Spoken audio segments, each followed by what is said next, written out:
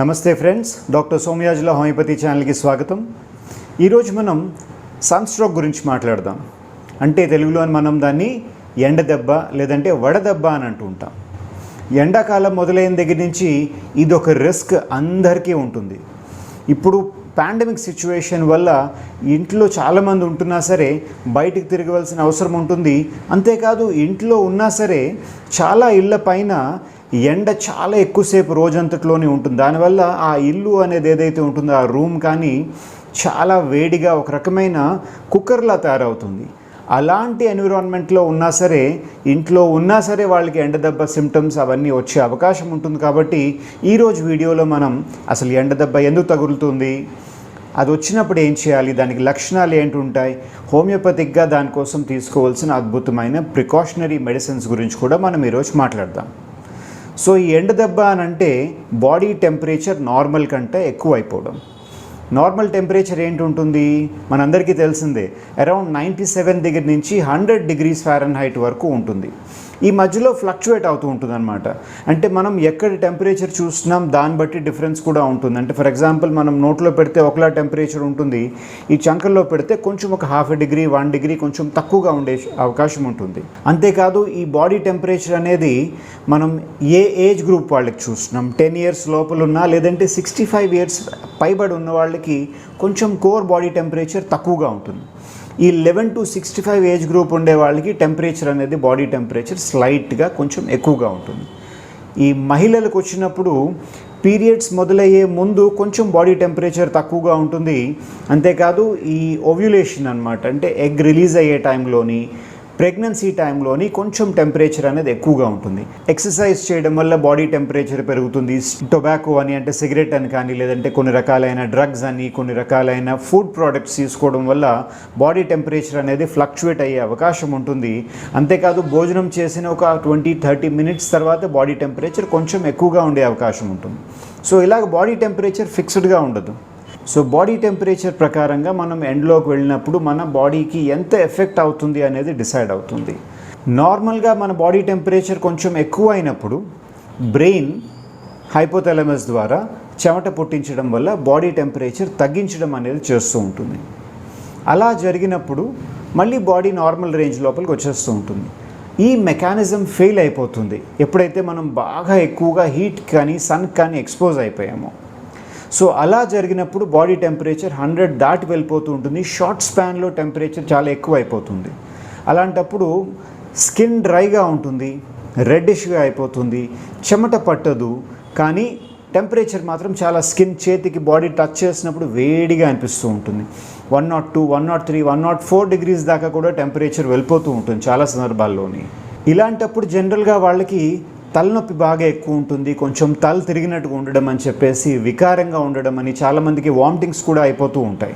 మన body మసిల్స్లోని energy levels పడిపోవడం వల్ల ఏదైనా కదలిక చేయడానికి కూడా ఎనర్జీ సరిపోనంత వీక్నెస్ వచ్చేస్తుంది. హార్ట్ రేట్ బాగా పెరిగిపోతుంది, రెస్పిరేషన్ ఫాస్ట్గా అయిపోతుంది అన్నమాట, ఫాస్ట్గా గాలి పీల్చుకోవాలనే పరిస్థితి వస్తుంది. మెంటల్గా వాళ్ళ కొహరెన్స్ అనేది కొంచెం డిస్టర్బ్ అవుతుంది అన్నమాట. అంటే వాళ్ళు ఎక్కడికి వెళ్తున్నారు, ఏం చేయాలనుకుంటున్నారు, కొంచెం నడక తడబడ్డం అని ఇలాగా మెంటల్ డిస్టర్బెన్సెస్ కూడా వస్తూ ఉంటాయి.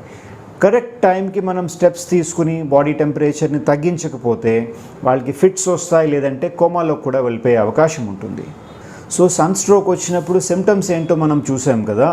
ఇప్పుడు ఎవరికి వచ్చే అవకాశం ఎక్కువగా ఉంటుంది, బాగా చిన్నపిల్లలకి ఎండ దెబ్బ తగిలే అవకాశం ఎక్కువ ఉంటుంది. అలాగే 50 years దాటిపోయిన వాళ్ళకి ఎక్కువ అవకాశం ఉంటుంది.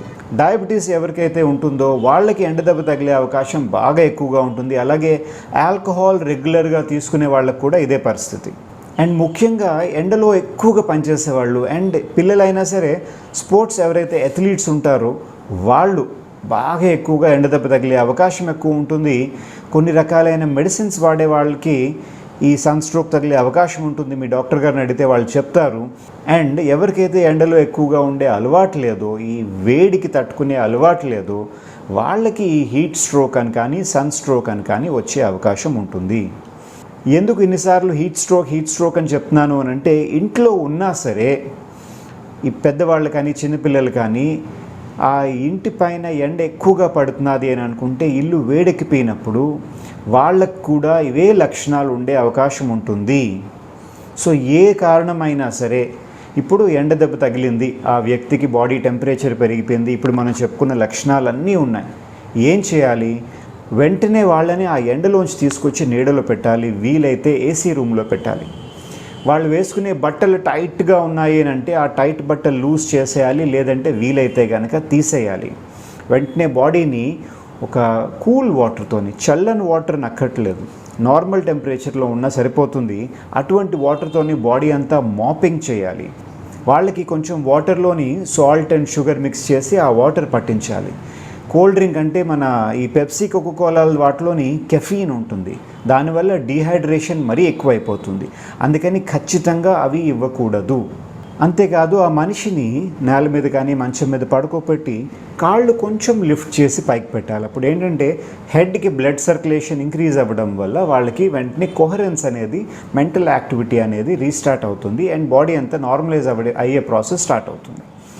చాలా ఇంపార్టెంట్ ఇష్యూ ఏంటి అని అంటే ఐస్ అనేది కొందరికి పెట్టచ్చు, కొందరికి పెట్టకూడదు. ఎవరైతే ఎండలో ఎక్కువసేపు ఆడి దానివల్ల బాడీ టెంపరేచర్ బాగా ఎక్కువ అయిపోయిందో వాళ్ళకి మనం ఐస్ ప్యాక్స్ పెట్టి, లేదంటే కూల్ ఫ్రిడ్జ్ వాటర్ లాంటిది పెట్టి బాడీ టెంపరేచర్ తగ్గించడానికి చేయొచ్చు, ప్రాబ్లం లేదు. కానీ మిగతా వాళ్ళకి డయాబెటిక్స్ అని కానీ, లేదంటే ఈ ఏజ్ ఎక్కువ ఉన్న వాళ్ళు కానీ, లేదంటే జస్ట్ కొంచెం నార్మల్గా ఎండలో ఎక్స్పోజ్ అవ్వడం వల్ల వాళ్ళకి సన్ స్ట్రోక్ వచ్చింది అని అంటే వాళ్ళకి ఐస్ పెట్టకూడదు, దానివల్ల కొత్త కాంప్లికేషన్స్ వచ్చే అవకాశం ఉంటుంది. సో ఐస్ అనేది వీలైనంత వరకు అవాయిడ్ చేయండి మీకు తెలియకపోతే. ఇప్పుడు ఎండ దెబ్బ రాకుండా ఉండాలి ఒక వ్యక్తికి అని అనుకుంటే ఏం చేయాలి? ఈ విషయాలు మనం తెలుసుకోవాలి, పాటించాలి అండ్ ముఖ్యంగా చిన్నపిల్లలకి ఇవి నేర్పించవలసిన అవసరం ఉంటుంది. మోస్ట్ ఇంపార్టెంట్ థింగ్ ఏంటి అని అంటే ఎండ ఎక్కువగా ఉన్నది అని అంటే మన స్కెడ్యూల్ ఏదైతే ఉందో దాన్ని కాస్త మార్చుకోవాల్సిన అవసరం ఉంటుంది. అయితే ఎండ పెరిగిపోయే లోపల 9-10 లోపల పని కంప్లీట్ చేసుకుని సాయంకాలం మిగతాది కంప్లీట్ చేసుకునేటట్టు వీలవుతే ఆ రకంగా కొంచెం పెట్టుకోవాలి. ఎండ పీక్ స్టేజ్లో ఉన్నప్పుడు అంటే 11 to 3 అనేది మ్యాక్సిమం ఎండ చాలా పీక్గా ఉంటుంది. ఆ టైంలో వీలైనంత వరకు నీడ పట్టునే ఉండి పని చేసుకునేటట్టు మీరు మీ యాక్టివిటీస్ని రీస్కెడ్యూల్ చేసుకోగలిగితే ఎప్పుడైనా సరే బెనిఫిట్. పిల్లలు ఆడుకోవాలనుకున్నా సరే ఈ టైం మాత్రం ఖచ్చితంగా అవాయిడ్ చేయవలసిన అవసరం ఉంటుంది. ఆ టైంలో ఇంట్లో ఉండే ఆడుకోవాల్సిన అవసరం ఉంటుంది. అండ్ లిక్విడ్ అనేది రెగ్యులర్గా తీసుకుంటూ ఉండాలి. బాడీలోని టెంపరేచర్ పెరుగుతున్నది అని అంటే బాడీ దాన్ని కూల్ చేసుకోవడానికి చెమట అనేది ప్రొడ్యూస్ చేస్తుంది. ఆ చెమట ప్రొడ్యూస్ చేయాలి అని అంటే మనం సఫిషియంట్ అమౌంట్ ఆఫ్ లిక్విడ్స్ని తీసుకుంటూ ఉండాలి. అంటే మంచినీళ్ళే తాగాలని కాదు, బార్లీ తీసుకోవచ్చు, లేదంటే కొంచెం మజ్జిగలా తీసుకోవచ్చు, లేదంటే రకరకాలైన జ్యూసులు ఉంటాయి. మంచినీళ్ళు ఎక్కువ వేసి పంచదార బాగా తక్కువ వేసి వీలైతే అసలు వేయకుండా పల్చగా చేసుకుని తాగడం వల్ల చాలా బెనిఫిట్ ఉంటుంది. లిక్విడ్స్ తీసుకోమన్నాను కదా అని చెప్పి కోల్డ్ డ్రింక్ తీసుకోవడం అనేది పూర్తిగా దండగా, దానివల్ల మరింత డీహైడ్రేషన్ అండ్ సన్ స్ట్రోక్కి అవకాశం పెరుగుతుంది. కాఫీ అట్లీస్ట్ ఈ టైం డ్యూరేషన్స్లోని సమ్మర్ టైంలోని కాఫీని అవాయిడ్ చేయడం ఎప్పుడైనా సరే బెటర్. ఆల్కహాల్ని పూర్తిగా దూరం పెట్టాలి. ఈ స్మోకింగ్ అని కొన్ని రకాలైన డ్రగ్స్ ఏవైతే ఉంటాయో వాటిని అన్నింటినీ ఎప్పుడు దూరం పెట్టాలి? ఈ ఎండాకాలంలో మరీ ఎక్కువగా దూరం పెట్టవలసిన అవసరం ఉంటుంది. బయటికి వెళ్ళవలసి వచ్చినా ఇంట్లో ఉన్నా సరే బట్టలు లూజ్గా ఉండే బట్టలు వేసుకోవాలి, లైట్ కలర్డ్ బట్టలు వేసుకోవాలి. కాటన్ బట్టలు అయితే గాలి దాంట్ లోపల నుంచి వెళ్ళే అవకాశం ఉంటుంది కాబట్టి ఎయిర్ రెగ్యులేట్ అవుతున్న కొద్దీ మనకి ఎప్పుడైనా టెంపరేచర్ మెయింటైన్ అవుతుంది. ఇది బట్టల వరకు మాత్రమే కాదు, ఇలాంటి జాగ్రత్తలే మీరుంటున్న రూమ్కి లేదంటే ఇల్లుకి కూడా తీసుకోవాల్సిన అవసరం ఉంటుంది. మీ ఇంటి పైన ఇంకొక ఫ్లోర్ కానీ ఒక షెడ్లా కానీ లేదు అని అనుకుంటే, ఇది మీ సొంత ఇల్లు అని అనుకుంటే అట్లీస్ట్ ఒక చిన్న షెడ్ లాంటిది వేయించుకోవడం వల్ల చాలా బెనిఫిట్ వస్తుంది. ఇమ్మీడియట్గా టెంపరేచర్ చాలా హెవీగా బాగా మీకు తెలుస్తుంది వెంటనే టెంపరేచర్ పడిపోయింది అని చెప్పి. లేదు ఫాల్ సీలింగ్ చేయించుకోగలిగితే అది ఒక లాంగ్ టర్మ్ సొల్యూషన్ కింద ఉంటుంది. ఇవి రెండు కాదండి, మేము ఒక అద్దెంట్లో ఉంటున్నాము అని అనుకుంటే ఆపోజిట్ సైడ్స్ ఉండే విండోస్ని డోర్స్ని ఓపెన్ చేసి పెట్టాలి. ఎప్పుడైనా సరే రూమ్ని తలుపులు కిటికీలు అన్నీ క్లోజ్ చేసి పెడితే అప్పుడు ఆ రూమ్ లోపల ఒక రకమైన కుక్కర్ లాంటి ఎన్విరాన్మెంట్ తయారవుతుంది. టెంపరేచర్కి అది వేడెక్కిపోతూ ఉంటుంది. అటువంటి రూమ్లో మీరు ఉన్నప్పుడు అది కిచెన్ అయినా సరే లేదంటే హాల్ అయినా సరే రెండు పక్కల తలుపులు ఓపెన్ అయి ఉండాలి. ఒక కిటికీ ఓపెన్ చేస్తే సరిపోదు. ఇప్పుడు ఆ గాలి ప్రవహిస్తూ ఉంటే ఆ రూమ్ లోపల క్రియేట్ అయిన టెంపరేచర్ని బయటికి వెళ్ళిపోయే అవకాశం ఉంటుంది. అలాంటి పరిస్థితి లేదు అని అనుకుంటే ఎగ్జాస్ట్ ఫ్యాన్ లాంటిది పెట్టుకోండి. రూమ్లో ఉండే హాట్ ఎయిర్ బయటికి పుష్ అయిపోతూ ఉండాలి. అప్పుడు ఈ హీట్ స్ట్రోక్ అనేది రాకుండా ఉండడానికి అవకాశం ఎక్కువ ఉంటుంది. అండ్ ముఖ్యమైన విషయం ఏంటి అని అంటే ఎండాకాలంలోని మీరు మీ యూరిన్ కలర్ని అబ్జర్వ్ చేస్తూ ఉండండి. ఎందుకంటే యూరిన్ నార్మల్గా మనం వాటర్ సఫిషియెంట్గా తీసుకుంటున్నాము, బాడీకి సరిపడం తీసుకుంటున్నాము అని అంటే వాటర్ కలర్లో ఉండాలి, లేదంటే చిన్న ఎల్లోయిష్ కలర్లో ఉన్నా పర్వాలేదు. అలా కాకుండా యూరిన్ కలర్ డార్క్ అయిపోతున్నది, మీరు ఎటువంటి టాబ్లెట్స్ వాడట్లేదు, అయినా సరే యూరిన్ కలర్ డార్క్ అయిపోతున్నది అని అంటే బాడీ డీహైడ్రేట్ అయిపోతున్నది, మీరు మీ వాటర్ క్వాంటిటీని ఇంక్రీజ్ చేయవలసిన అవసరం ఉన్నది అని మీ బాడీ మీకు చెప్పే ఇండికేటర్. సో కంపల్సరీ దీన్ని అబ్జర్వ్ చేస్తూ ఉండండి. అండ్ ఈ అన్ని జాగ్రత్తలతో పాటు హోమియోపతిలోని కొన్ని అద్భుతమైన మెడిసిన్స్ ఉన్నాయి. ఫర్ ఎగ్జాంపుల్ జెల్సీమియం 200 అనే ఒక మెడిసిన్ ఉంటుంది. దీన్ని ఒక 2 గ్రామ్ బాటిల్ పిల్స్ మీ ఇంట్లో పెట్టుకోండి. మీకు సన్ స్ట్రోక్ వచ్చే టెండెన్సీ ఉన్నది అని మీకు తెలుస్తుంది. అలాంటప్పుడు మీరు ఎండలో వెళ్ళవలసిన కంపల్సరీ పరిస్థితి ఉన్నది, మీరు అవాయిడ్ చేయలేని పరిస్థితి. అప్పుడు ఏం చేయాలి అని అంటే ఎండలోకి వెళ్ళిపోయే ఒక అరగంట ముందు ఒక 10 పిల్స్ నోట్లో వేసుకుని దాని తర్వాత మీరు ఎండలోకి వెళ్ళండి. జనరల్గా టు ఏ మేజర్ ఎక్స్టెంట్ మిగతా ప్రికాషన్స్తో పాటు ఈ పిల్స్ తీసుకోవడం వల్ల మీకు సన్ స్ట్రోక్ అనేది రాకుండా ఉండడానికి చాలా ఎక్కువ ఛాన్సెస్ ఉంటాయి. అలా కాదు, మీరు ఎండలోకి వెళ్ళారు, ఆల్రెడీ సన్ వల్ల ఎఫెక్ట్ అయిపోయి తలనొప్పి ఆ సిమ్టమ్స్ అన్నీ వచ్చేసాయి, వెంటనే గ్లోనాయిన్ 30 అనే మెడిసిన్ ఉంటుంది. దాన్ని మీరు ఎవ్రీ 1 అవర్కి ఒక 5 పిల్స్ వేసుకోండి. మీ సిమ్టమ్స్ అన్నీ తగ్గిపోయేదాకా, బాడీ టెంపరేచర్ నార్మలైజ్ అయిపోయిందా లేదా అని రెగ్యులర్గా చెక్ చూస్తూ ఉండండి. బై ఛాన్స్ 102 డిగ్రీస్ కంటే టెంపరేచర్ ఎక్కువగా ఉన్నది ఈ సన్ స్ట్రోక్ వల్ల అని అంటే, అండ్ మీరు చేస్తున్న మెథడ్స్ వల్ల, ఈ స్పాంజింగ్ వల్ల, మెడిసిన్స్ వల్ల తగ్గట్లేదు అని అంటే వెంటనే దగ్గరలో ఉండే హాస్పిటల్కి వెళ్ళడం మాత్రం లేట్ చేయొద్దు. ఎందుకంటే లేట్ చేస్తే అప్పుడప్పుడు చాలా సీరియస్ కాంప్లికేషన్స్ అయిపోయే అవకాశం ఉంటుంది. కాబట్టి వీటితో పాటు సెబాల్ డ్రింక్ అని చెప్పేసి హోమియోపతిక్ షాప్లో దొరుకుతున్నది.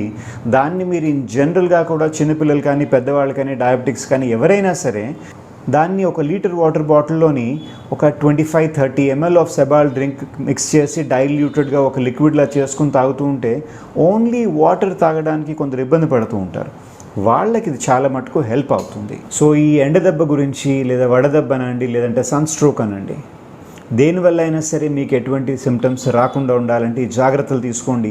ఇంకేదైనా డౌట్స్ ఉన్నాయి మీకు హెల్త్ గురించి అని అంటే కిందన కమెంట్ సెక్షన్లో మీరు ఏ క్వశ్చన్ అయినా సరే అడగచ్చు. నా పేరు డాక్టర్ సురేష్ సోమయాజుల. మా ఛానల్ని ఇప్పటిదాకా మీరు సబ్స్క్రైబ్ చేయలేదు అని అంటే సబ్స్క్రైబ్ చేయండి, సో దాట్ మీకు రెగ్యులర్గా మేము వీడియో పెట్టినప్పుడల్లా అప్డేట్ అవుతూ ఉంటుంది. ఆల్ రైట్, సర్వే జన సుఖినో భవంతు.